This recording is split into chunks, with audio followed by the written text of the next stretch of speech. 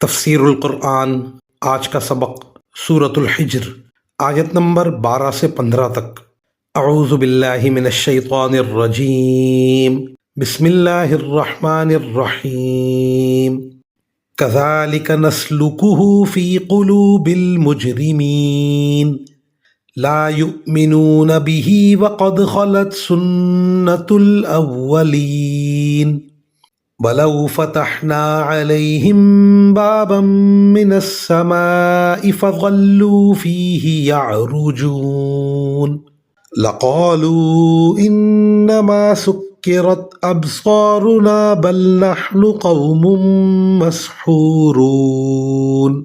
ترجمہ: مجرم لوگوں کے دلوں میں یہ بات ہم اسی طرح داخل کرتے ہیں کہ وہ اس پر ایمان نہیں لاتے، اور پچھلے لوگوں کا بھی یہی طریقہ چلا آیا ہے۔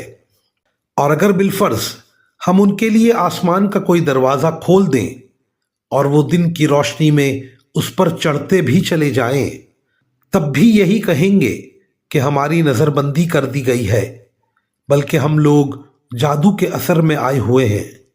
ان آیات کی تفسیر میں مفسرین کرام فرماتے ہیں، ان آیات میں قرآن کریم بھی مراد ہو سکتا ہے کہ قرآن کریم ان کے دلوں میں داخل تو ہوتا ہے، لیکن ان کے مجرمانہ طرز عمل کی وجہ سے وہ انہیں ایمان کی دولت نہیں بخشتا، یا ان کے مذاق اڑانے کی طرف بھی اشارہ ہے، یعنی ان کے مجرمانہ طرز عمل کی وجہ سے اللہ تعالیٰ نے ان کے دلوں پر مہر لگا دی ہے اور کفر و بغاوت اور استہزاء ان کے دلوں میں داخل کر دیا ہے، جس کا نتیجہ یہ ہے کہ وہ ایمان نہیں لاتے۔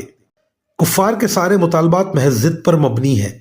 فرشتے اتارنا تو درکنار، اگر خود ان کو آسمان پر لے جایا جائے تب بھی یہ حضرت صلی اللہ علیہ وسلم کو جھٹلانے کا کوئی نہ کوئی بہانہ گھڑ لیں گے اور یہ کہیں گے کہ ہم پر جادو کر دیا گیا ہے۔ وآخر دعوانا ان الحمد للہ رب العالمین۔